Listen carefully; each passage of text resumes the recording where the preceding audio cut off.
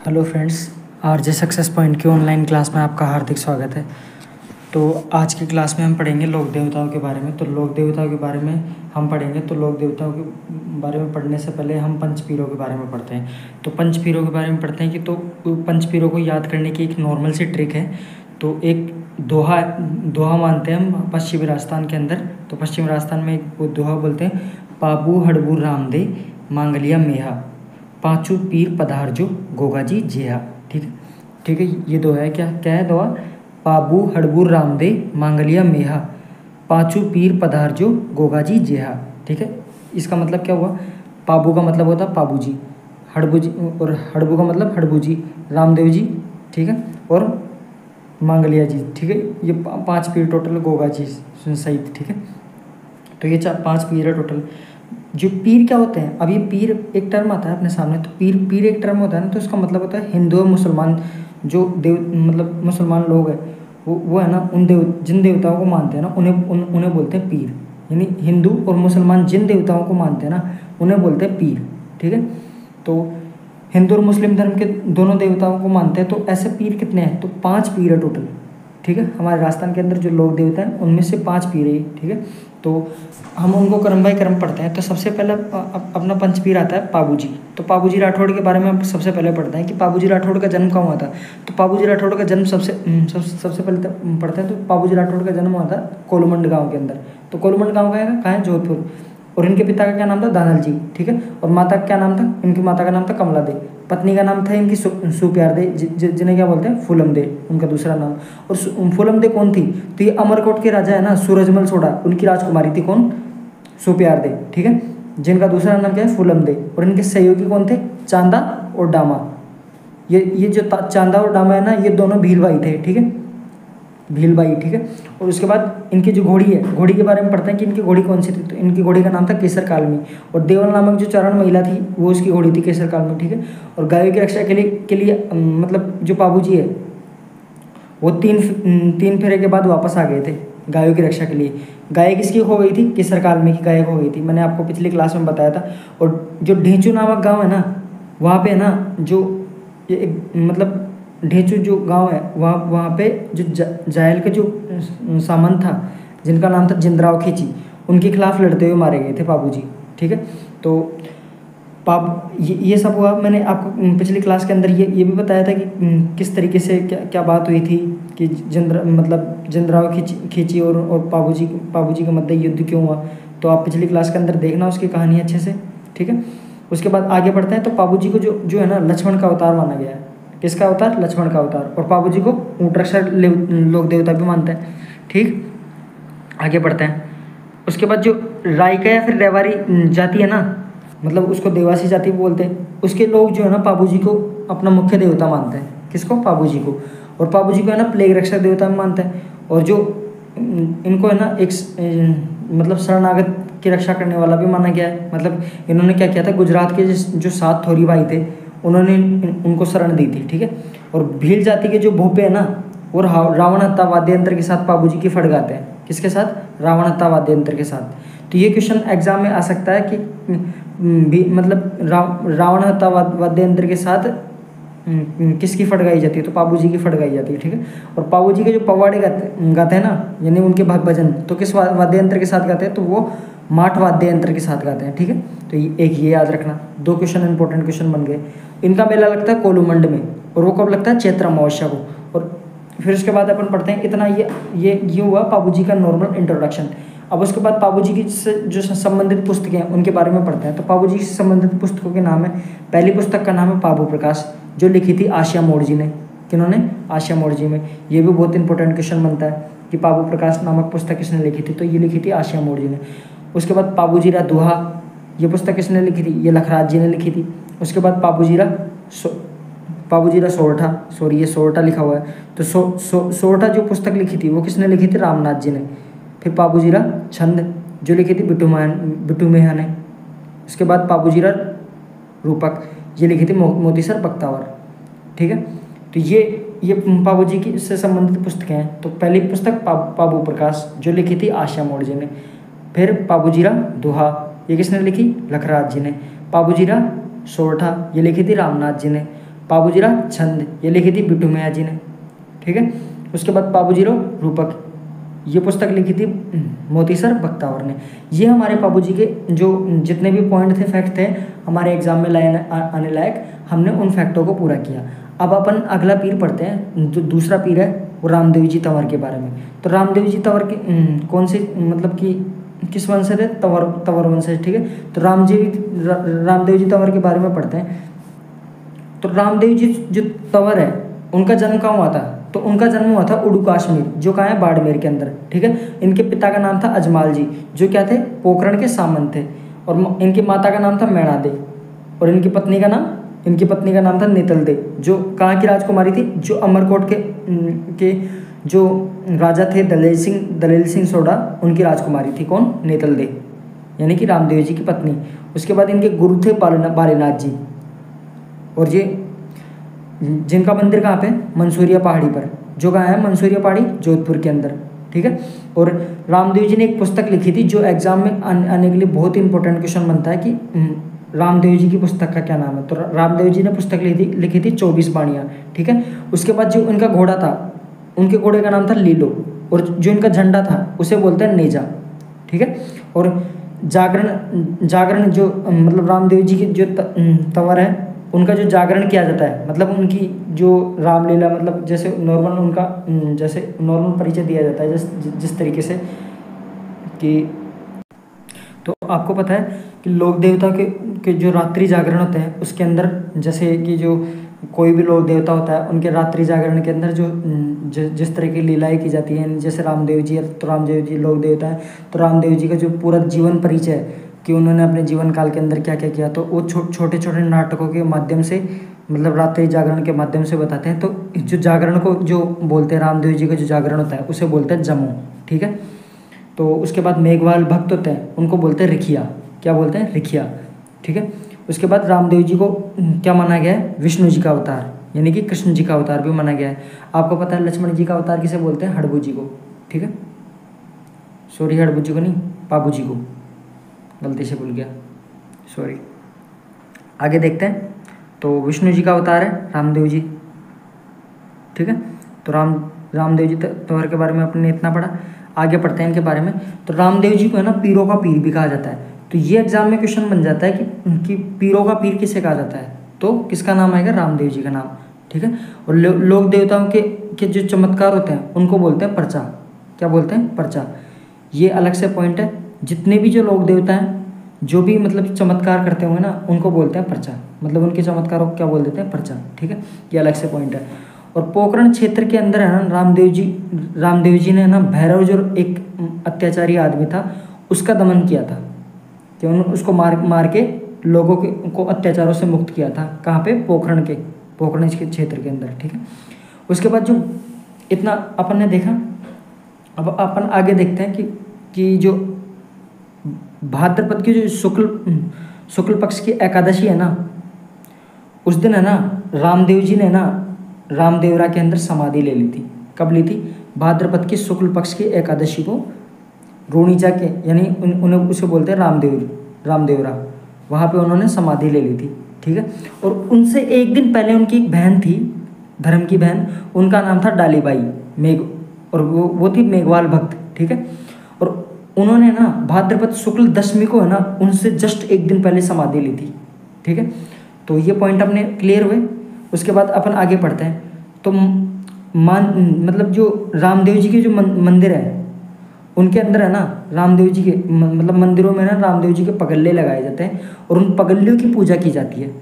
मतलब जो रामदेव जी जो लोक देवता है ना, उनके मंदिर के अंदर क्या करते हैं कि उनके पगल्लियों की पूजा की जाती है, ठीक है। और रामदेव जी ना, अगला पॉइंट अपन देखते हैं कि रामदेव जी ने कामड़िया पंथ की स्थापना की थी। किस पंथ की स्थापना की थी? कामड़िया पंथ। और कामड़िया पंथ की महिलाएं ना वो 13 ताली नृत्य करती हैं। कौन सा नृत्य करती हैं? 13 ताली, ठीक है। तो अपन ने इतने पॉइंट देखे। तो अब इन पॉइंट को देखने के बाद अब हमने देखा कि रामदेव जी का नॉर्मल इंट्रोडक्शन कैसा है, किस तरीके से रामदेव जी ने अपने जीवन काल के अंदर क्या क्या किया, उन सब चीज़ों का हम एक एक करके स्टडी कर ली। अब रामदेव जी के जो प्रमुख मंदिर है उनके बारे में अपन पढ़ते हैं। तो रामदेव जी के जो प्रमुख मंदिरों के बारे में हम देखते हैं कि रामदेव जी के प्रमुख मंदिर कहाँ कहाँ हैं। तो रामदेव जी के देखो पहला मंदिर है उनका रूणीचा। आपको भी पता है रूणीचा जो रामदेवरा है वहाँ मतलब जैसलमेर में स्थल है। आपको पता है कि भाद्रपद की शुक्ल पक्ष की द्वितीया से एकादशी के बीच में रूणीचा रामदेवरा के अंदर जो मारवाड़ का कुंभ लगता है, यानी कि सबसे बड़ा मेला लगता है, ठीक है, मारवाड़ का, तो रूणीचा के अंदर लगता है वो। आपको ये नाम ऐसे याद हो जाएगा, तो इसका मतलब रूणीचा में मंदिर होगा, तो ऑब्वियसली बात है जहाँ मंदिर होता है वहाँ मेला लगता है। तो रामदेव जी का मेला कहाँ लगता है? रूणीचा रामदेवरा के अंदर, ठीक है, क्योंकि रामदेवरा के अंदर ही उन्होंने क्या ली थी? जीवित समाधि। कब ली थी? भाद्रपद शुक्ल एकादशी के दिन, ठीक है। और अपनी उनकी जो बहन थी उन्होंने कब ली थी? भाद्रपद शुक्ल दशमी के दिन, उनसे जस्ट एक दिन पहले। अब पोकरण के अंदर है ना उन्होंने भैरव राक्षस का दमन किया था, अत्याचारी आदमी का दमन किया था, तो ऑब्वियसली बात है वहाँ भी मतलब कि अपने जो रामदेव जी उनको पूजा जाने लग गया। तो पोकरण कहाँ है? जैसलमेर के अंदर, एक मंदिर उनका जैसलमेर के अंदर है। उसके बाद रामदेवरा आ गया, तो ऑब्वियसली बात है कि छोटा रामदेवरा भी आएगा, ठीक है। तो छोटा रामदेवरा कौन सी जगह पे? गुजरात। एकमात्र मंदिर है जो रामदेव जी का जो क्या है राजस्थान से बाहर है, और उसे क्या बोलते हैं? छोटा रामदेवरा। तो ये एग्जाम में क्वेश्चन आ जाता है कई बार कि छोटा रामदेवरा है वो कहाँ है? तो वो आता है गुजरात के अंदर, ठीक है। उसके बाद एक जगह है हल्दीना, अलवर के जो कहाँ पे है? अलवर के अंदर, वहाँ भी रामदेव जी का मंदिर बना हुआ है। अब एक लास्ट का पॉइंट अपन जो रामदेव जी के बारे में अपन पढ़ेंगे, तो ये पर्चा पावड़ी क्या होती है? मैंने पर्चे का मतलब आपको बताया कि जो लोग देवता चमत्कार दिखाते हैं उन्हें बोलते हैं पर्चा, ठीक है। तो पर्चा पावड़ी है ना वो भी अपने रूणीचा के अंदर है, रामदेवरा के अंदर। एक ये क्वेश्चन बनता है कि कई बार एग्जाम में क्वेश्चन आ जाता है कि पर्चा पावड़ी कहाँ पे है? तो कहाँ पे है? रूणीचा के अंदर। तो अपन ने दो जो पीर हैं अपन ने पढ़ लिए, ठीक है, पाबू जी के बारे में और रामदेव जी के बारे में। अब अपन तीसरा है ना तीसरे पीर के बारे में पढ़ेंगे, वो है गोगा जी चौहान, ठीक है। तो गोगा जी चौहान के बारे में पढ़ते हैं। तो गोगा जी का जो जन्म है वो कहाँ हुआ था? तो गोगा जी का जन्म हुआ था ददरेवा चूरू के अंदर। कहाँ हुआ था? ददरेवा चूरू के अंदर। इनके पिता का नाम था जेवर सिंह, माता का नाम था बाछल दे, ठीक है। और ये इनका नॉर्मल परिचय है, ठीक है। अब जो गोगा जी ने ना मतलब कि अपने जीवन काल के अंदर क्या क्या किए थे तो हम उनको देखते हैं। तो गोगा जी ने महमूद गजनवी से युद्ध किया था, ठीक है, और इतना खतरनाक युद्ध किया था कि उन्होंने मतलब जो गोरी है, मोहम्मद गोरी है, मतलब मोहम्मद गजनवी है, सॉरी, गजनवी ने ना इनको ऐसा जाहिर पीर की उपाधि दे दी थी कि ये आदमी मतलब कि उन्होंने ऐसा मतलब जाहिर पीर का मतलब क्या? वो पीर मतलब जो मुस्लिम और जो हिंदू जिनको पूछते हैं वो बोलते हैं पीर, उन्हें बोलते हैं पीर, ठीक है। यानी एक देवता की तरह उन्होंने युद्ध किया था, तो उन्होंने ऐसा बोला कि ये साक्षात देवता है। जाहिर पीर का मतलब क्या होता है? साक्षात देवता, ठीक है। इतना खतरनाक युद्ध किया था कि महमूद गजनवी ने उनको ये बात बोल दी कि ये तो जाहिर पीर है, ठीक है। जाहिर पीर का मतलब कि ये साक्षात देवता है, ठीक है। एक ये पॉइंट अपना हुआ क्लियर, ठीक है। अब ये क्वेश्चन एग्जाम में कई बार आ जाता है कि महमूद गजनवी ने मतलब किस लोक देवता के बारे में को जाहिर पीर की उपाधि दी थी? तो कौन सा आएगा? गोगा जी चौहान, ठीक है। और गोगा जी चौहान की मृत्यु कैसे हुई? तो इसके बाद अपन पढ़ते हैं कि जितने, मैं आपको एक पॉइंट बता देता हूँ, आपको एक कॉन्सेप्ट बता दूँ। जितने भी लोग देवता है ना उनकी है ना मृत्यु है ना गायों की रक्षा करते टाइम मतलब कि हुई थी, ठीक है। ज़्यादातर, पूरे तो नहीं, ज़्यादातर देवताओं की मृत्यु कैसे हुई थी? गायों की रक्षा करते हुए। तो जो ये है ना अपने मोसेरे भाई थे जिनका नाम था अर्जन और सर्जन, उनके खिलाफ है ना लड़ते हुए गायों की रक्षा के लिए मारे गए थे, ठीक है, गायों की रक्षा के लिए शहीद हो गए थे, ठीक है। और गोगा जी को सर्परक्षक देवता भी कहते हैं, ठीक है। किसके रूप में पूजा जाता है? सर्परक्षक देवता के रूप में पूजा जाता है, लोक देवता के रूप में। और गोगा जी के जो मंदिर हैं वो है ना कहाँ होते हैं? तो ज़्यादातर मतलब जो लोक देवताओं के मंदिर बने हुए थे, है ना। तो जो एकमात्र जो गोगा जी है ना उनका है ना मंदिर है ना खेजड़ी के पेड़ के नीचे बनाया जाता है। कहाँ बनाया जाता है? खेजड़ी के पेड़ के नीचे, ठीक है। ये अपने गोगा जी का नॉर्मल इंट्रोडक्शन हुआ। अब उनके मंदिरों के बारे में पढ़ते हैं कि उनके मंदिर कहाँ कहाँ हैं। मैंने आपको एक बात बताई थी कि अर्जुन और सर्जन के खिलाफ लड़ते हुए मारे गए थे। उस युद्ध के अंदर है ना इनका जो गर्दन उड़ गई थी, गर्दन उड़ने के बाद भी ये लड़ते रहे, ठीक है। तो जहाँ पे इनकी गर्दन गिरी ना उसे बोलते हैं शीर्ष मेढ़ी, यानी कि सिर मतलब शीर्ष मेढ़ी, जहाँ पे उनकी गर्दन गिरी थी मतलब कि मतलब कि उनका सर गिरा था, उसे बोलते हैं शीर्ष मेढ़ी, शीर्ष मेढ़ी, ठीक है। और शीर्ष मतलब उनका जो सर था वो ददरेवा के अंदर गिरा था, इसलिए उसको क्या बोल दिया, शीर्ष मेढ़ी। जो ददरेवा कहाँ है, तो ददरेवा चूरू के अंदर, ठीक है। उसके बाद उनका जो धड़ था वो है ना घोघा मेढ़ी में गिरा था, इसलिए उसे क्या बोल देते हैं धुर मेढ़ी, ठीक है। शीर्ष मेढ़ी और धुर मेढ़ी का कॉन्सेप्ट समझ में आया आपको कि ददरेवा के अंदर तो उनका सिर गिरा था, इसलिए इसे क्या बोल दिया, शीर्ष मेढ़ी। और घोघा मेढ़ी के अंदर उनका धड़ गिरा था, इसलिए धुर मेढ़ी बोल दिया इनको, ठीक है। इसलिए 2 मंदिर तो हो ही गया, आपको पता है, एक तो शीर्ष मेढ़ी, ठीक है, और एक धुर मेढ़ी। और इनका जो मतलब इनकी एक क्वेश्चन ये बनता है कि जो इनकी ओल्डी है, गोगा जी की ओल्डी, वो कहाँ है, तो गोगा जी की ओल्डी है खिलोरियों की ढाणी के अंदर, ठीक है। तो अपन ने इतना पढ़ा अपन ने। तो एक अब गोगा जी के बारे में अब मैं आपको एक बात और बता देता हूँ कि गोगा जी है ना, गोगा जी को मुस्लिम और जो हिंदू है उन्होंने सबसे ज़्यादा है ना जिस देवता को सबसे ज़्यादा पीर की उपाधि दी थी, मतलब कि सबसे इम्पोर्टेंट पीर जो देवता लोक देवता है, तो वो है ना गोगा जी को माना गया है। क्योंकि गोगा जी के जो बाद के जो वंशज हैं उन्होंने बाद में मुस्लिम धर्म भी अपना लिया था, इसलिए गोगा जी की पूजा है ना मुस्लिम धर्म के अंदर भी की जाती है। और गोगा जी खुद एक मुस्लिम मतलब हिंदू धर्म के अंदर थे, तो ओबेसी बात है कि हिंदू धर्म के लोग तो उन्हें पूजेंगे, ठीक है। तो गोगा जी का जो मंदिर है ना मकबरा शैली के अंदर बना हुआ है। किस शैली के अंदर, एकमात्र लोक देवता है जिनका जो मंदिर है ना वो मकबरा शैली के अंदर बना हुआ है, ठीक है। और उस मंदिर के अंदर है ना मतलब उसमें लिखा हुआ है बिस्मिल्लाह शब्द। क्या शब्द लिखा हुआ है, बिस्मिल्लाह। तो ये एग्जाम में क्वेश्चन आ जाता है कि एकमात्र लोक देवता का नाम बताइए जो जिनका मंदिर मकबरा शैली के अंदर बना हुआ है, तो वो कौन है, गोगा जी। और उनका मंदिर ऐसा कहाँ बना हुआ है, तो गोगा मेढ़ी के अंदर बना हुआ है, ठीक है। और उस मंदिर के अंदर क्या लिखा है, गोगा मेढ़ी के मंदिर के अंदर बिस्मिल्लाह शब्द लिखा हुआ है, ठीक। और कवि मेय थे ना, उन्होंने गोगा जी के ऊपर एक पुस्तक लिखी जिसका नाम था गोगाजीरा रसावला। ये एग्जाम में बहुत इंपॉर्टेंट क्वेश्चन है। तो मैं भी जो भी आपको इंपॉर्टेंट क्वेश्चन लगा देता हूँ वो एग्जाम के पॉइंट ऑफ व्यू से बहुत ज़्यादा इंपॉर्टेंट क्वेश्चन, तो आप इनको अच्छे से रिवाइज कर लीजिएगा, ठीक है। वैसे इंपॉर्टेंट तो सब कुछ है, बट मैंने अपनी तरफ से जो भी अपना ब्लूप्रिंट बनाया है उसके हिसाब से मुझे ऐसा लगता है कि जो क्वेश्चन मैं लिखा रहा हूँ वो एग्जाम में आ सकते हैं, ठीक है। तो कवि में की पुस्तक का क्या नाम है, तो गोगाजीरा रसावला। तो एग्जाम में डायरेक्टली क्वेश्चन आ जाता है कि गोगाजीरा रसावला किसने लिखी थी, तो कवि में ने लिखी थी, ठीक है। इतने हुए अपने, तो 3 पीर अपने हो गए। अगला पीर अपन पढ़ते हैं हड़बूजी सांकला के बारे में। तो हड़बूजी कौन थे, तो ये हड़बूजी सांकला थे, ठीक है। तो इनका अब अपन पढ़ते हैं इनके नॉर्मल परिचय के बारे में। तो इनका नॉर्मल परिचय क्या था हड़बूजी का, तो हड़बूजी का जन्म है ना बुढ़ेल के अंदर हुआ था, ठीक है। और ये रामदेव जी के मौसेरे भाई थे, ठीक। और अपनी जो इनके पिता थे ना उनकी मृत्यु के बाद है ना ये थोड़े उदास रहने लग गए थे, और है ना हरबमजाल नामक स्थान पर रहने लग गए थे, ठीक है। और इनको क्या था कि इनको है ना मतलब भविष्य की समझ थी, मतलब ये आदमी का हाथ देख के उसके भविष्य के बारे में बता देते, ठीक है।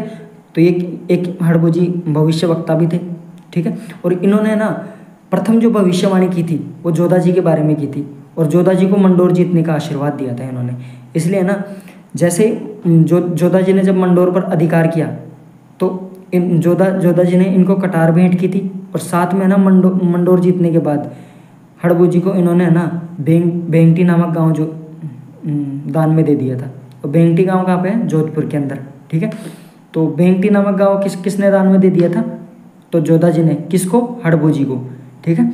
और जैसे बेंगटी गांव इन्होंने दान में दिया, उसके बाद है ना बेंगटी गांव के अंदर ये क्या करने लग गए, तो जो विकलांग गाय है, जो पशु पक्षी हैं उनकी सेवा करने लग गए, ठीक है। तो एक बैलगाड़ी से उनके लिए चारा लेके आते थे, ठीक है।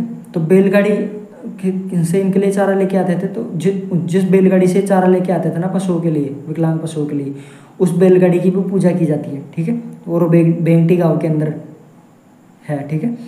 तो इतना देखा। तो अपन आगे पढ़ते हैं। तो यहाँ पर हड़बूजी की गायों की सेवा करते थे, कहाँ पे, बेंगटी गांव के अंदर। और हड़बूजी की जो बैलगाड़ी है जिससे वो चारा लेके आते थे उस बैलगाड़ी की पूजा की जाती है। और कालांतर में है ना, जोधपुर जो महाराजा अजीत सिंह है, उन्होंने है ना हड़बू जी का मंदिर बनवा दिया था यहाँ पे। कौन से गांव के अंदर? बेंगटी गांव के अंदर। और अब अपन बात करते हैं हड़बू जी के वाहन के बारे में। हड़बू जी की सवारी क्या थी? तो हड़बू जी की सवारी थी सियार। ठीक है, कई बार अपन बोल भी देते थे कि हड़बू जी का यार सियार, हड़बू जी का यार सियार। तो हड़बू जी के बारे में पढ़ लिया, तो अपने 4 पीर कंप्लीट हो गए। अब अपन आज पढ़ेंगे मेहा जी के बारे में पढ़ लिया था, तो लास्ट पीर बचा है हमारा मेहा जी मांगलिया। तो मैंने आपको बता ही दिया था पीर का मतलब क्या होता है। जिनको मुस्लिम और हिंदू धर्म के लोग पूजते हैं उन्हें बोलते हैं पीर। तो मेहा जी के मांगलिया के बारे में अपन पढ़ते हैं। तो मेहा जी मांगलिया है ना, उनका जो मंदिर है वो जोधपुर के बापेणी गांव के अंदर है। कहाँ पे है? जोधपुर के बापेणी गांव के अंदर। ठीक है, तो जोधपुर के बापेणी गांव के अंदर। और जो इनका मेला है ना, मेहा जी मांगलिया का मेला, तो वो है ना भाद्रपद कृष्ण अष्टमी को लगता है, मतलब कृष्ण जन्माष्टमी को लगता है मेहा जी मांगलिया का। याद रखना है कि मेहा जी मांगलिया का जो मेला कब लगता है, ये क्वेश्चन आ जाता है। तो भाद्रपद कृष्ण अष्टमी यानी कृष्ण जन्माष्टमी के दिन। ठीक है, और इनके घोड़े का नाम भी पूछ लिया जाता है एग्जाम के अंदर। तो इनके घोड़े का नाम था किरण कावरा। ठीक है, और ये ना मारवाड़ के जो राव चुंडा है उनके समकालीन थे। किनके समकालीन? राव चुंडा। राव चुंडा के बारे में अपन इतिहास में पढ़ते भी हैं। ठीक है, तो आगे राव चुंडा के बारे में हम इतिहास के अंदर बाद में पढ़ेंगे। तो मैं आपको वहाँ पे बताऊंगा कि मेहा जी मांगलिया के किसके समकालीन थे? राव चुंडा के समकालीन। ठीक है, तो हिस्ट्री के बारे में अपन बाद में देखेंगे। पहले अपन ये महत्वपूर्ण इंपॉर्टेंट पंचपीर देखते हैं और उनके लोक देवताओं के बारे में देखते हैं। और इनके जो भोपे हैं ना मेहा जी मांगलिया के, उनके भोपों की वंशवृद्धि नहीं की जाती। अब ओबेस सी बात है, अब ये अपने जो भोपे हैं तो ये वंशवृद्धि कैसे करते होंगे? तो ये है ना अपनी वंशवृद्धि है ना बच्चों को गोद लेके करते हैं। ठीक है, तो यहाँ के जो भोपे हैं वो वंशवृद्धि नहीं करते, यानी शादी नहीं करते। ठीक है, और वो मतलब जो वंशवृद्धि फिर किस तरीके से करते हैं? तो ये है ना बच्चों को गोद लेके वंशवृद्धि करते हैं। तो ये हमारे 5 पीर कंप्लीट हो गए जिनको हिंदू और मुस्लिम दोनों पूजते हैं।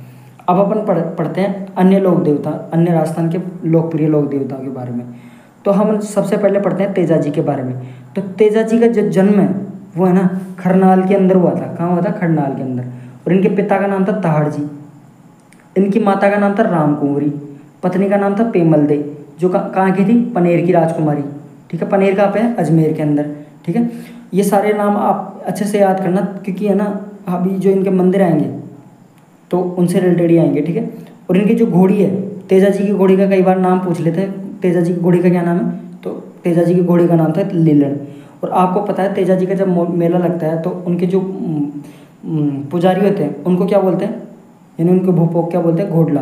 यानी कि अपन उनको देशी भाषा में बोल देते हैं घुडला। ठीक है, तो उसे क्या बोलते हैं? घोड़ला। जो तेजा जी के भक्त होते हैं उनको क्या बोलते हैं? भोपे या फिर भक्त, जिनको क्या बोला गया है? घोड़ला या फिर घुडला। ठीक है, और इनका जो जन्म है, इनका जन्म जाट परिवार के अंदर हुआ था। किस परिवार के अंदर? यानी कि तेजा जी जाट है। ठीक है, और जाट परिवार के अंदर हुआ था।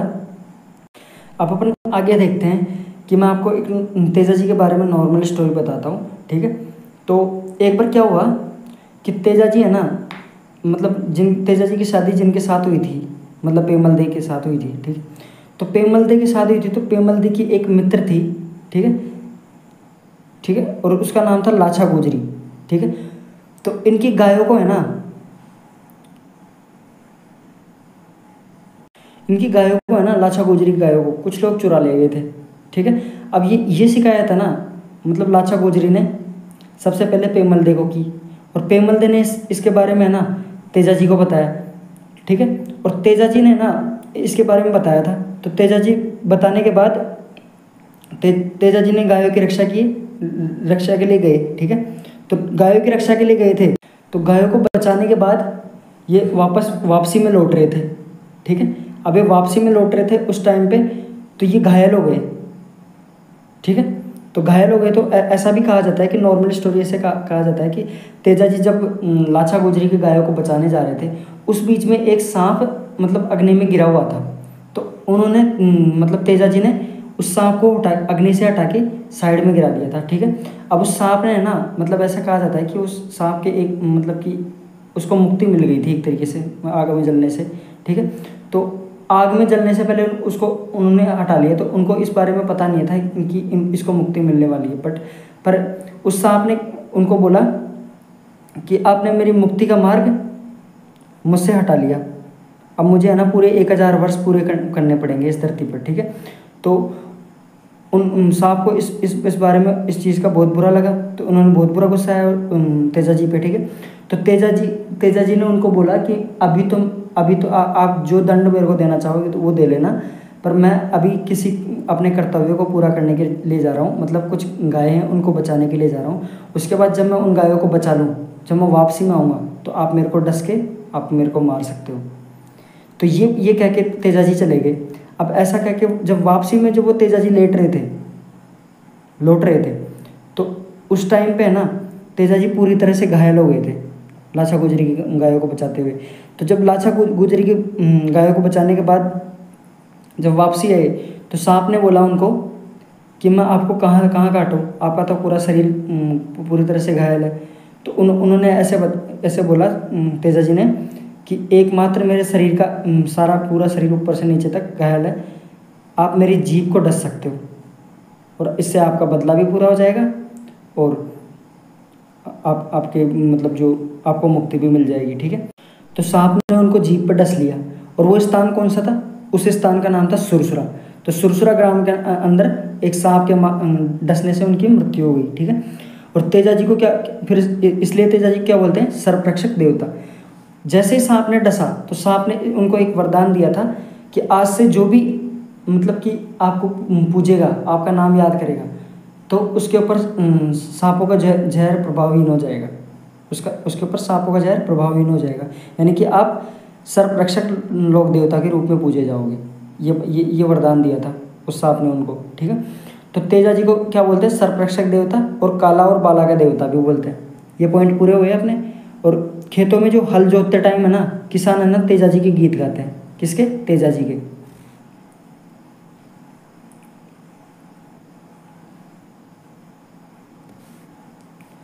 अब आगे देखते हैं अपन तेजा। और उसके बाद है ना तेजा जी पर डाक टिकट जारी हुई थी। ये एग्जाम में क्वेश्चन तो ऐसे बनते नहीं हैं, लगभग डाक टिकट उसी पे जारी होती है जो बहुत ज़्यादा इंपॉर्टेंट होता है, ठीक है। तो डाक टिकट जारी हुई है तेजा जी के ऊपर। और जो राजस्थान के अंदर है ना एक मतलब ट्रेन थी, ठीक है, रेल सेवा थी जिसका नाम क्या था, लीलन एक्सप्रेस, ठीक है। ये भी स्टार्ट हुई थी। तो राजस्थान में लीलन एक्सप्रेस नामक रेल सेवा भी प्रारंभ हुई थी इन्हीं के नाम से, इनकी घोड़ी के नाम से। और जोधपुर महाराजा ना कालांतर के अंदर जोधपुर महाराजा अभय सिंह ने परबतसर नागौर में इनके मंदिर का निर्माण करवाया था। कहाँ पे, परबतसर के अंदर, ठीक है। तो परबतसर के अंदर ना तेजा जी का मेला लगता है और बहुत बड़ा मेला लगता है, ठीक है। तो परबतसर का है नागौर के अंदर। अब अपन पढ़ते हैं इनके मंदिरों के बारे में। तो मैंने आपको बताया था एक एक स्थान को अच्छे से याद करना, ज़्यादातर स्थान तो अपने वैसे याद हो जाते हैं। अब सुरसुरा के अंदर उनको सांप ने काटा था, इसलिए सुरसुरा के अंदर उनका मंदिर है। पनेर की राजकुमारी से उनका विवाह हुआ था, ठीक है, इसलिए पनेर के अंदर उनका मंदिर है। सेंदरिया के अंदर उनका मंदिर है, भावता के अंदर उनका मंदिर है और बासी दुगारी के अंदर उनका मंदिर है। ये बासी दुगारी है ना, ये एग्जाम का सबसे फेवरेट क्वेश्चन है कि तेजा जी मतलब कि बासी दुगारी दे देगा ऑप्शन के अंदर, तो बासी दुगारी के अंदर क्या है, तेजा जी का मंदिर, ठीक है। तो उसके बाद अपन आगे पढ़ते हैं कि तेजा जी की एक बहन थी जिनका नाम था घुंघरी माता। क्या, घुंघरी माता। और इनका जो मंदिर है ना वो खरनाल के अंदर है। कहाँ पे, खरनाल, जहाँ पे तेजा जी का जन्म हुआ था, ठीक है। और अब अपन उनके मंदिरों के बारे में अपन ने पढ़ लिया। उनकी बहन कौन थी, घुंघरी माता। अब उनकी पुस्तकों के बारे में पढ़ते हैं, तेजा जी से रिलेटेड कौन कौन सी पुस्तकें थी। तो तेजा जी से रिलेटेड है ना 2 पुस्तकें थी जो किसने लिखी थी। एक तो है ना, उन पुस्तकों के नाम सबसे पहले पढ़ते हैं। तो एक पुस्तक का नाम था तेजाजीरा ब्यावला और दूसरी पुस्तक का नाम है झुंझार तेजा। तो तेजाजीरा ब्यावला और झुंझार तेजा। तेजाजीरा ब्यावला है ना, ये पुस्तक बंशीधर शर्मा ने लिखी थी। ब्यावला से याद कर लो, बंशीधर शर्मा। तेजाजीरा ब्यावला, वैसे ब्यावला वैसे बंशीधर शर्मा, ठीक है। और दूसरी पुस्तक थी झुंझार तेजा। तेजा से तो याद हो जाएगा तेजा जी से रिलेटेड पुस्तक है। तो झुंझार तेजा किसकी पुस्तक है, तो इस उनका नाम है लज्जाराम मेहता। तो झुंझार तेजा किसने लिखी है पुस्तक? झुंझाराम मतलब लज्जाराम मेहता। ठीक है, तो दो पुस्तकों के क्या क्या क्या नाम है? एक तो तेजाजीराव ब्यावला और दूसरी झुंझार तेजा। तो तेजाजीराव ब्यावला है वो बंशीधर शर्मा की पुस्तक है, और झुंझार तेजा है वो लज्जाराम मेहता की पुस्तक है। तो हमारे जितने भी एग्जाम में आने लायक पॉइंट थे तेजा जी के बारे में वो हमने एक एक करके स्टडी कर ली। अब अपन आगे पढ़ते हैं देवनारायण जी के बारे में, अगले लोक देवता के बारे में। तो देवनारायण जी के बारे में पढ़ते हैं अपन। तो देवनारायण जी का जो जन्म है वो आसिंद भीलवाड़ा के अंदर हुआ था। कहाँ हुआ था? आसिंद भीलवाड़ा के अंदर। इनके पिता का नाम था सवाई भोज। क्या नाम था इनके पिता का नाम? सवाई भोज। माता का नाम था इनकी सेडू खाटियाणी। क्या नाम था? सेडू खाटियाणी। इनकी पत्नी का नाम था पीपल दे। तो पीपल दे किसकी पत्नी का नाम था? देवनारायण जी की पत्नी का नाम। और जो इनका जो जन्म है वो बगड़ावत गुर्जर परिवार में हुआ था। किसमें?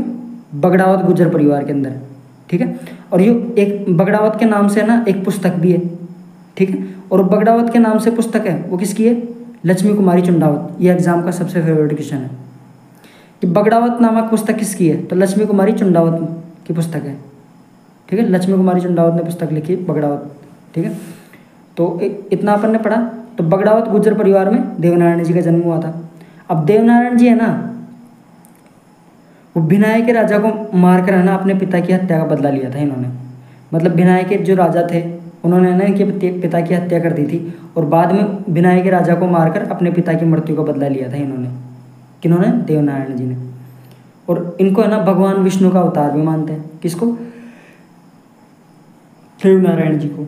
ठीक है, और इन्हें औषधि का देवता भी मानते हैं। तो औषधि का देवता किसे बोलते हैं? देवनारायण जी को। ये एग्जाम में क्वेश्चन आ जाता है कई बार कि औषधि का देवता किसे बोलते हैं? देवनारायण जी को। निम्न में से औषधि का देवता किसे कहते हैं? तो ऑप्शन दे देगा आपको। तो देवनारायण जी औषधि का देवता कहलाते हैं। ठीक है, और इनके जो अब ऑब्वियसली बात है कि औषधि ज़्यादातर पेड़ हम किस इस्तेमाल करते हैं? तो जो नीम का पेड़ है, आपको पता है कि नीम का पेड़ एक औषधि का पेड़ होता है पूरी तरह से। तो औषधि का देवता भी मानते हैं। तो नीम के पत्ते हैं ना इनको चढ़ाए जाते हैं, क्योंकि औषधि के लिए सबसे इंपॉर्टेंट औषधि वही होती है, नीम के पत्ते। ठीक है, और इनके मंदिर में क्या चढ़ाया जाता है? नीम के पत्ते। ठीक है, उसके बाद इनके मंदिर के अंदर है ना मूर्ति नहीं होती। पहला ऐसा लोक देवता है जिनके मंदिर के अंदर मूर्ति नहीं होती, सिर्फ ईंट की पूजा की जाती है। एग्जाम में ये क्वेश्चन आ जाता है कि एक राजस्थान का एकमात्र ऐसा लोक देवता बताइए जिसकी ईंट की पूजा की जाती है, मंदिर के अंदर मूर्ति नहीं होती, सिर्फ ईंट की पूजा की जाती है। तो वो देवता कौन है? तो वो है देवनारायण जी, राजस्थान के लोक देवता। तो अपन इतना देखा अपन ने। अब अपन आगे पढ़ते हैं। तो जो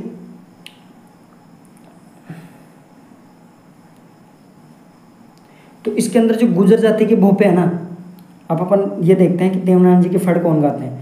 तो गुर्जर जाति के जो भोपे है ना जंत्र वाद्य यंत्र के साथ देवनारायण जी की फड़ गाते हैं। तो देवनारायण जी की फड़ किसके साथ गाई जाती है? जंत्र वाद्य यंत्र के साथ। कौन कौन गाते हैं? गुर्जर जाति के भोपे। ठीक है, और जो देवनारायण जी की जो फड़ है वो है ना राजस्थान के जितने भी लोग देवता हैं उनमें से सबसे लंबी फड़ किसकी है? देवनारायण जी की फड़। अरे जिसका जितना बड़ा नाम उसका मतलब जिसका जितना लंबा नाम वही बात है, उसकी फड़ भी उतनी लंबी होगी। देवनारायण जी का नाम कितना बड़ा है देखो, तो इसकी फड़ सबसे लंबी फड़। ठीक है, और लोकप्रिय फड़ कौन सी किसकी है? मैंने बताया था आपको पिछली क्लास में। तो पाबू जी की फड़ सबसे लोकप्रिय फड़ है। ठीक, और जो देवनारायण जी की फड़ है और देवनारायण जी है उनके ऊपर डाक टिकट जारी हो चुका राजस्थान सरकार से। तो देवनारायण जी की फड़ पे दोनों पे डाक टिकट जारी हो चुका। अब देवनारायण जी के ये अपना देवनारायण जी का नॉर्मल इंट्रोडक्शन अपन ने पढ़ा। अब देवनारायण जी के जो मंदिर है उनके बारे में अपन पढ़ते हैं। तो देवनारायण जी के मंदिर कहाँ का है? तो मैंने आपको बताया था देवनारायण जी का जन्म कहाँ हुआ था? तो देवनारायण जी का जन्म हुआ था आसिंद भीलवाड़ा के अंदर। ठीक है, ठीक, तो एक मंदिर तो ऑब्वियसली बात है जहाँ जन्म होता है लोक देवता को एक मंदिर तो वहाँ बन जाता है। तो आसिंद भीलवाड़ा के अंदर एक मंदिर। देवमाली कहाँ है? ब्यावर के अंदर एक मंदिर, ब्यावर के अंदर है देवमाली में। एक और मंदिर है देवधाम के अंदर। देवमाली देवधाम कहाँ है? जोधपुरिया। ये कहाँ है? टोंक के अंदर। ठीक है, और उसके बाद देवडूंगरी। ठीक है, तो देवडूंगरी कहाँ है? चित्तौड़ के अंदर। एक मंदिर उनका चित्तौड़ के अंदर है। और जो देवडूंगरी है उस मंदिर का निर्माण है ना राणा सांगा ने करवाया था। किन्होंने? राणा सांगा ने करवाया था। अब अपन मंदिरों के बारे में पढ़ लिया। कौन कौन से मंदिर है? आसिंद देवमाली, देवधाम और देवडोंगरी। देवमाली कहाँ है? ब्यावर के अंदर। देवधाम कहाँ है? जोधपुरिया। जोधपुरिया कहाँ है? टोंक के अंदर। और उसके बाद देवडोंगरी, देवडोंगरी कहाँ है? चित्तौड़। तो इस मंदिर का निर्माण किसने करवाया? देवडोंगरी का तो राणा सांगा ने करवाया था। अब अपन है ना देवनारायण जी के मेलों के बारे में पढ़ते हैं। तो मेले है ना, इनका मेला है ना भाद्रपद शुक्ल सप्तमी को लगता है। ये एग्जाम में क्वेश्चन आ जाता है कि देवनारायण जी का मेला कब लगता है, तो भाद्रपद शुक्ल सप्तमी को इनका मेला लगता है। उसके बाद अपन पढ़ते हैं देव बाबा के बारे में, ठीक है। तो देव बाबा के बारे में अपन स्टडी करते हैं। तो देव बाबा का जो मंदिर है वो नंगला जहाज के अंदर है। तो नंगला जहाज कहाँ है? भरतपुर के अंदर। और इनका जो मेला है, मंदिर अपन ने देख लिया। अब इनका जो मेला है कब लगता है, तो इनका एक मेला तो भाद्रपद शुक्ल पंचमी को लगता है और दूसरा मेला इनका चैत्र शुक्ल पंचमी को लगता है, ठीक है। उसके बाद इनको क्या बोलते हैं? तो इन्हें पशु चिकित्सक भी बोलते हैं। किनको? देव बाबा को, ठीक है। और इनको राजी करने के लिए ना 7 ग्वालों को भोजन करवाया जाता है। कितने ग्वालों को? 7 ग्वालों को भोजन करवाया जाता है। अब एग्जाम में क्वेश्चन आ जाता है किस एकमात्र लोक देवता को राजी करने के लिए 7 ग्वालों को भोजन करवाया जाता है, तो उनका नाम है देव बाबा। तो पशु चिकित्सक किसको बोला गया है? देव बाबा को। नंगला जहाज नामक जहाज पर मंदिर किसका है?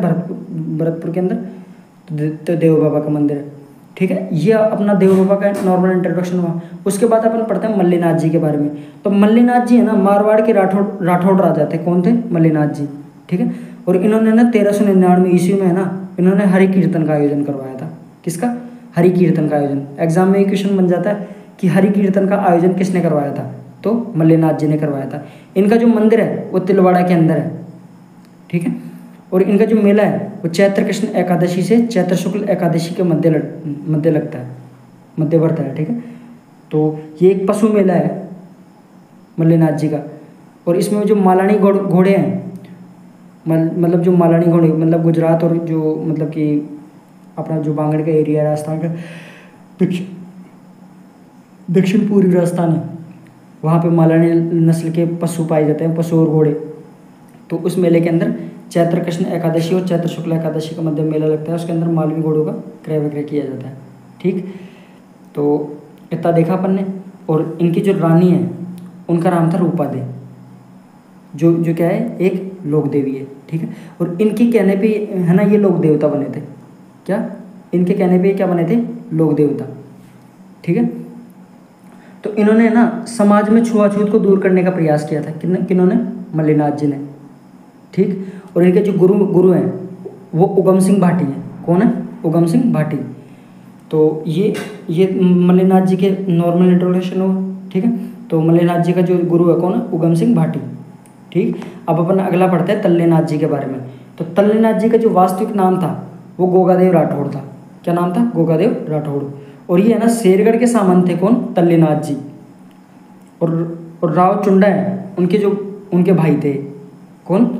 मारवाड़ के जो राव चुंडा थे उनके भाई थे। कौन? तल्लेनाथ जी, ठीक। और इनके जो पिता थे उनका नाम था वीरमदेव। इन्होंने ना उनकी हत्या का बदला लिया था, ठीक। तो वीरमदेव की मतलब इनके पिता का नाम था और इनके पिता की जो हत्या है उनका इन्होंने बदला लिया था तल्लेनाथ जी ने। और इनका जो मंदिर है वो कहाँ है? पांचोटा के अंदर। ये क्वेश्चन आ जाता है कई बार कि तल्लेनाथ जी का मेला मतलब तल्लेनाथ जी का मंदिर कहाँ है, तो तल्लेनाथ जी का मंदिर है पांचोटा के अंदर, एकमात्र मंदिर है, ठीक, मुख्य महत्वपूर्ण मंदिर। और इनके जो गुरु हैं उनका नाम था जलंधरनाथ। कौन? जलंधरनाथ किसके गुरु जी हैं? तल्लेनाथ जी के, ठीक है। और तल्लेनाथ जी को है ना ओरण का देवता भी बोलते हैं। अब ये ओरण क्या होता है? एग्जाम में ये क्वेश्चन भी बन जाता है कि ओरण का देवता किसे कहते हैं, तो तल्लेनाथ जी को कहते हैं। अब ये ओरण अपने सामने टर्म आई तो ओरण है ना वो क्या होता है, तो ओरण है ना जो मंदिर है ना उसके आसपास की जो भूमि होती है ना उसके ऊपर पेड़ उस जमीन के अंदर पेड़ पौधे नहीं काटे जाते, मतलब डायरेक्टली मंदिर के कंट्रोल के अंदर जो जमीन आती है उसे बोलते हैं ओरण, ठीक है। और ओरण है ना, ओरण मैंने बता दिया कि मंदिर के आसपास की वह भूमि जहाँ पे पेड़ पौधे नहीं काटे जाते उसे बोलते हैं ओरण। तो ओरण का देवता किसे बोलते हैं? तो तल्लेनाथ जी के बारे में, तल्लेनाथ जी को, ठीक है। तो उसके बाद अपन पढ़ते हैं बिग्गा जी के बारे में। तो अब बिग्गा जी के बारे में पढ़ते हैं। तो बिग्गा जी कौन थे? तो बिग्गा जी भी एक लोक देवता थे, ठीक है। तो बिग्गा जी के बारे में अपन नॉर्मल इंट्रोडक्शन पढ़ते हैं इनका। तो इनका जो जन्म है वो इनका जन्म स्थान कहाँ हुआ था, मतलब इनका जन्म कहाँ हुआ था, इनका जन्म हुआ था रीडी के अंदर। रीडी कहाँ पड़ता है, तो रीडी है बीकानेर के अंदर, ठीक है। और इनका मंदिर भी ना रीडी के अंदर ही है। मतलब मैं आपको एक बात बता दी आपको पहले ही कि राजस्थान के अंदर जितने भी लोग देवता है ना, उनका जन्म जहाँ हुआ ना, उनका एक मंदिर तो मुख्य तो वहीं होगा। अब जैसे बीका जी का जन्म है ना रीडी बीकानेर के अंदर हुआ, ठीक है। तो बीकानेर के अंदर इनका जन्म हुआ रीडी के अंदर, तो इनका एक मंदिर तो रीडी के अंदर हो गया, ठीक है। तो एक मंदिर कहाँ है इनका, रीडी के अंदर। इनके जो पिता थे, उनके पिता का नाम था महन जी, ठीक है, और माता का नाम था सुल्तानी। क्या नाम था पिता का, महन जी, और माता का नाम सुल्तानी। और ये ना गायों की रक्षा करते हुए शहीद हो गए थे। मैंने बताया था आपको ज़्यादातर लोक देवता गायों की रक्षा के लिए शहीद हो गए थे, ठीक है। उसके बाद इनके जो जाखड़ मतलब कि जो है ना ये बिग्गा जी, ये जाखड़ समाज के कुल देवता है। किस समाज के, तो ये जाखड़ समाज के कुल देवता है। कौन, तो ये क्वेश्चन आ जाता है, ये इसके अंदर सिर्फ ये एकमात्र क्वेश्चन बनता है। 2 क्वेश्चन इसके अंदर बन सकते हैं आराम से कि बिग्गा जी का मंदिर कहाँ है, तो बिग्गा जी का मंदिर पूछेगा या तो उनका मंदिर रीडी बीकानेर के अंदर। और एक क्वेश्चन ये पूछ सकता है कि जाखड़ समाज के कुल देवता कौन है, तो कौन है, बिग्गा जी। बस ये 2 क्वेश्चन ज़्यादा इंपॉर्टेंट है इसके अंदर, और कुछ नहीं। उसके बाद झुंझार जी, तो झुंझार जी के बारे में अपन पढ़ते हैं। तो झुंझार जी को जो जन्म है वो इमलोहा के अंदर हुआ था। कहाँ हुआ था, इमलोहा के अंदर, ठीक है। और इनका जो मंदिर है, इनका मंदिर है शालोदड़ा के अंदर। ये दोनों है ना, इमलोहा और शालोदड़ा दोनों सिक्कर के अंदर है। कहाँ है, सिक्कर के अंदर, ठीक। तो झुंझार जी के बारे में पढ़ा, इनका जन्म कहाँ हुआ, इमलोहा के अंदर, और इनका जो मंदिर है वो कहाँ है, शालोदड़ा के अंदर। दोनों ही जगह कहाँ है, सीकर के अंदर। इनका जो मेला है वो कब लगता है, रामनवमी के दिन, ठीक। कब लगता है, रामनवमी के दिन, ठीक है। और इसके बाद है ना, इस मंदिर के अंदर है ना दुल्हा दुल्हन और 3 भाइयों की पूजा की जाती है। एकमात्र राजस्थान का ऐसा मंदिर है जिसके अंदर है ना दुल्हा दुल्हन और उनके जो 3 भाई है उनकी मूर्तियों की पूजा की जाती है। मतलब उनकी मूर्तियाँ हैं इस मंदिर के अंदर। मतलब कि जो शालोदरा का जो मंदिर है उसके अंदर है ना दुल्हा दुल्हन और 3 भाई है, उनकी मूर्तियाँ लगी हुई है। एकमात्र मंदिर है राजस्थान का झुंझार जी का, और कहाँ है, शालोदरा के अंदर, ठीक। इसमें ये क्वेश्चन याद कर लेना कि किसके मंदिर के अंदर दुल्हा दुल्हन और 3 भाइयों की मूर्ति लगी हुई है। तो शालोदरा का मंदिर, किसका मंदिर है, झुंझार जी का, ठीक है। तो आगे अपन पढ़ते हैं। तो अब अपन झरडा जी के बारे में पढ़ेंगे। अभी झरडा जी के बारे में इनका इंट्रोडक्शन पढ़ते हैं अपन। एक मिनट रुको।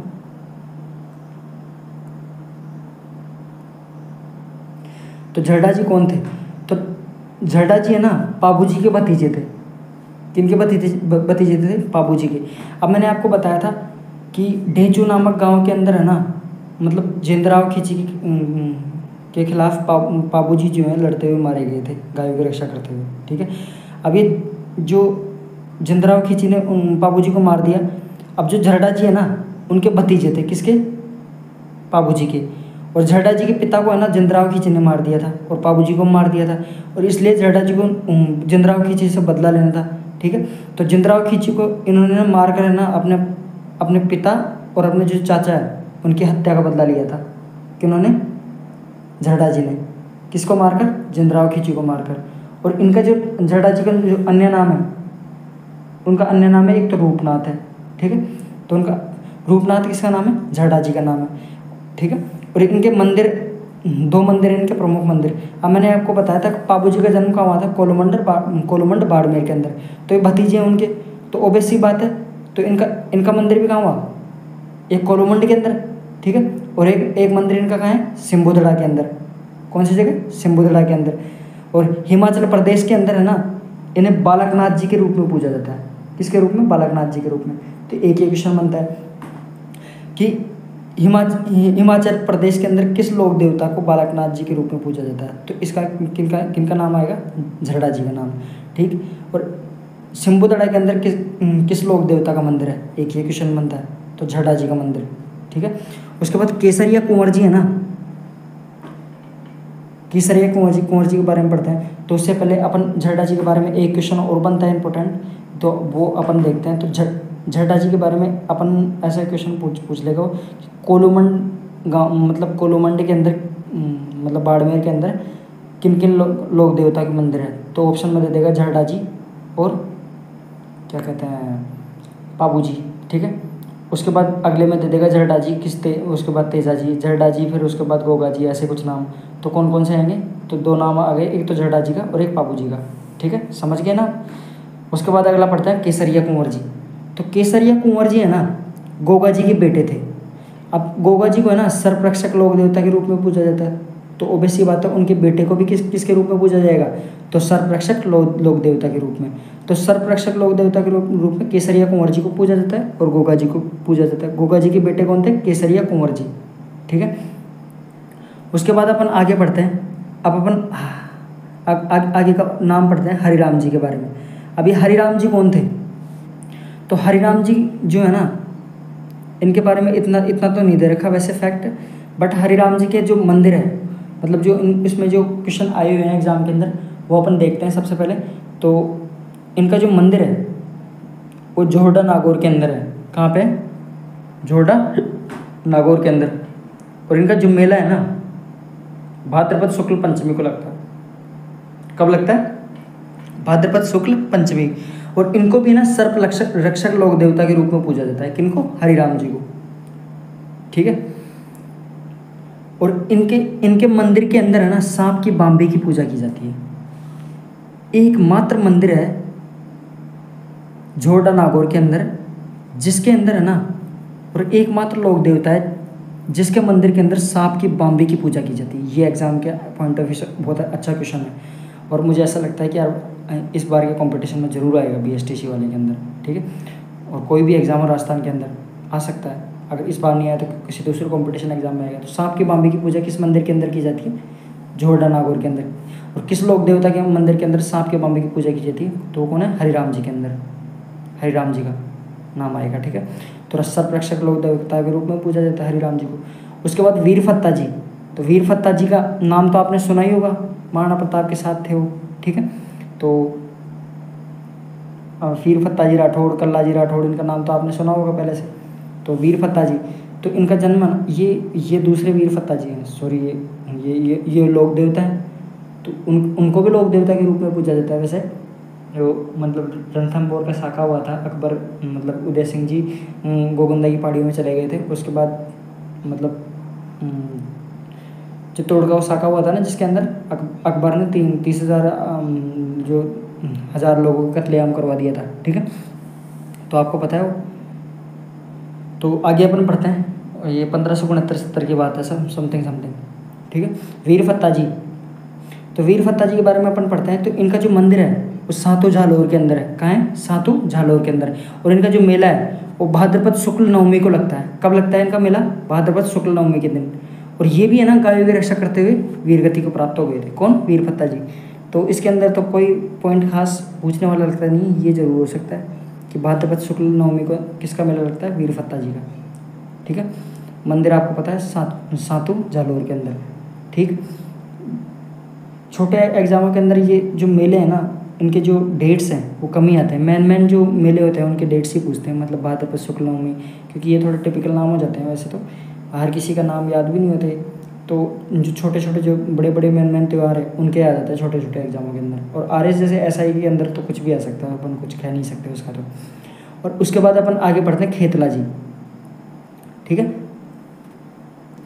अगला लोक देवता कौन है, तो अगले लोक देवता के बारे में अपन पढ़ते हैं खेतला जी। तो खेतला जी का जो मंदिर है ना सोनाना पाली के अंदर है। कहाँ पे, सोनाना पाली के अंदर। और इनका मेला है ना चैत्र शुक्ल एकम को लगता है। कब लगता है, चैत्र शुक्ल एकम। चैत्र शुक्ल एकम को क्या आता है, नववर्ष भी आता है। मैंने आपको बताया था नववर्ष कब आता है, चैत्र शुक्ल एकम के अंदर, ठीक है।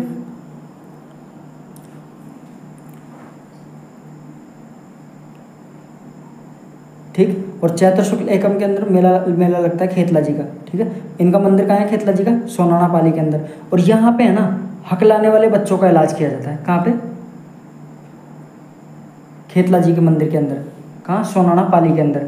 तो हकलाने वाले बच्चों का इलाज करने वाले लोक देवता क्या नाम है, तो वह खेतला जी, ठीक है। इनका मंदिर कहाँ है, सोनाना पाली के अंदर, ठीक है। उसके बाद आगे आता है मामा देव। इसके अंदर एकमात्र ये क्वेश्चन बनता है कि हकलाने वाले बच्चों का इलाज कौन करता है, खेतला जी, ठीक है। उसके बाद मामदेव। मामादेव को है ना बरसात का देवता भी बोलते हैं। तो बरसात का देवता किसे बोलते हैं? मामदेव, ठीक है। और इनका है ना कोई मंदिर नहीं है, और इनको है ना जो गांव का जो बाहर का मतलब रास्ता रहता है, वहाँ पे है ना उनका जो तोरण होता है उसकी पूजा की जाती है। मतलब गांव के बाहर जो इनका तोरण होता है, मतलब उनकी पूजा की जाती है। आपको पता है कि गांव के अंदर जो प्रवेश करने का रास्ता रहता है पहला, उसे बोलते हैं तोरण, ठीक है। तो उस तोरण की पूजा की जाती है मामदेव लोक देवता को, ठीक है। और इनका इनका मंदिर नहीं होता, ठीक है। और इनको राजी करने के लिए ना भैंसे की बलि दी जाती है। तो एग्जाम में ये क्वेश्चन आ सकता है कि कौन से लोक देवता को भैंसे की बलि देकर राजी किया जाता है? तो कौन है? मामदेव। तो एकमात्र लोक देवता है जिसके तोरण की पूजा की जाती है, तो कौन है? मामदेव। बरसात का लोक देवता कौन है? तो मामदेव। तो इसके अंदर 3 क्वेश्चन बन सकते हैं, वैसे आप याद कर सकते हो आराम से। अगला है आलमजी राठौड़। मैं आपको क्वेश्चन बना के भी दे रहा हूँ साथ के साथ कि कौन सा क्वेश्चन इंपॉर्टेंट है, एग्जाम में आने लायक है। 3 क्वेश्चन इसके अंदर है ना मामदेव के अंदर। अब आगे अपन पढ़ते हैं आलमजी राठौड़ के बारे में। तो आलमजी राठौड़ है ना, तो ओबेसी बात है, राठौड़ वंश के तो थे ही। तो राठौड़ वंश के अंदर है ना जैतमालोद शाखा थी। कौन सी? राठौड़ वंश के अंदर कौन सी शाखा थी? जैतमालोद शाखा। उनसे संबंधित थे कौन? आलमजी, ठीक है। और ये है ना घोड़ा रक्षक लोक देवता के रूप में पूजा जाता है। कौन से लोक देवता को घोड़ा रक्षक लोक देवता के रूप में पूजा जाता है? कौन है? तो आलमजी राठौड़। मैं आपको हर एक एग्जाम में आने लायक क्वेश्चन साथ के साथ बना रहा हूँ ताकि आपको याद भी हो जाए। और इनका जो मंदिर है ना आलमजी का, वो आलमजी का मंदिर है धोरीमन्ना के अंदर। एक ये क्वेश्चन है, अच्छा क्वेश्चन है कि धोरीमन्ना के अंदर मंदिर किसका है? तो आलमजी राठौड़ का, ठीक। तो ये हुए अपने। अगला नाम अपन पढ़ते हैं डोंगजी और जवाहर जी के बारे में। तो डोंगजी और जवाहर जी के, एक मिनट रुको,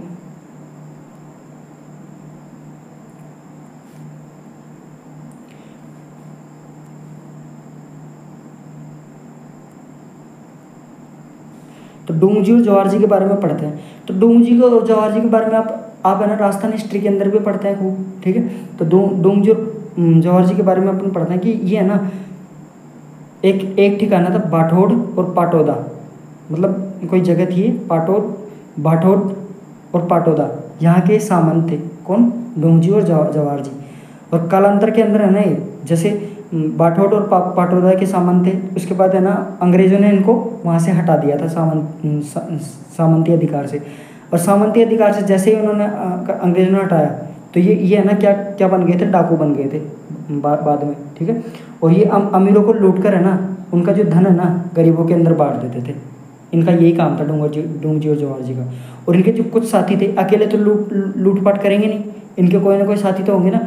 तो उन साथियों के नाम थे लोहड़जी जाट, कर्णाजी मीणा, बालूजी नाई और साखूजी लोहार। ये इनके साथी थे, ये थे इनके कौन कौन। ये एग्जाम में क्वेश्चन आया हुआ है प्री के अंदर कि डोंगजी जवाहर जी के साथियों के क्या क्या नाम थे? तो लोहड़जी जाट, कर्णाजी मीणा और बालूजी नाई और साखूजी लोहार। लगभग सभी साथियों के जाट, मीणा, नाई और लोहार, ठीक है। तो इन्होंने क्या किया था? मतलब कि अंग्रेजों की नसीराबाद छावनी है, उनको इन्होंने लूट लिया था। मतलब नसीराबाद छावनी को लूट लिया था इन्होंने, ठीक है। और कालांतर के फिर उसके बाद नसीराबाद छावनी के बाद लूटने के बाद ऑब्वियसली बात है कि अंग्रेज ने गिरफ्तार करने के लिए इनका पीछा करेंगे। तो इनका पीछा करने के लिए ना किया था इन्होंने अंग्रेजों ने, तो अंग्रेजों का पीछा किया था। तो इनको है ना शरण है ना जोधपुर के महाराजा तख्त सिंह ने दी थी, और बीकानेर के महाराजा रतन सिंह ने इनका साथ दिया था, उनको शरण दी थी महल के अंदर, ठीक है। तो जोधपुर के महाराजा ने तो मतलब तख्त सिंह ने किसको शरण दी थी? तो वो शरण दी थी डोंगजी को, ठीक है। और बीकानेर के महाराजा रतन सिंह ने ना जवाहर सिंह को शरण दी थी, ठीक है। गिरफ्तार कर लिया था एक तरीके से ताकि अंग्रेजों के सामने नहीं आ पाए, ठीक है। तो एक तरीके से शरण ही थी इनके लिए। तो जोधपुर के महाराजा तख्त सिंह ने डोंगजी को गिरफ्तार किया था, और बीकानेर के महाराजा रतन सिंह ने जवाहर जी को गिरफ्तार किया था।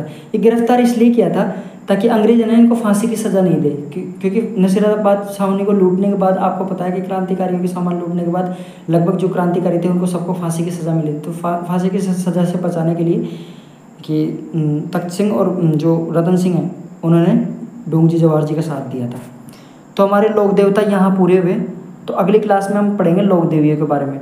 तो नमस्कार फ्रेंड्स, आज के लिए हम इतना ही पढ़ेंगे। तो एक ही क्लास में हमने सारे लोक देवता के बारे में स्टडी की। आप कोई भी कंपटीशन एग्ज़ाम उठा के देख लीजिए, सारे फैक्ट आपको इसी मतलब कि इन्हीं नोट्स से मिलेंगे आपको, ठीक है। तो मैं भी आपके लिए मेहनत कर रहा हूँ, आप भी थोड़ी सी मेहनत कीजिए तो आपका कंपटीशन जरूर निकलेगा। बेस्ट ऑफ लक दोस्तों।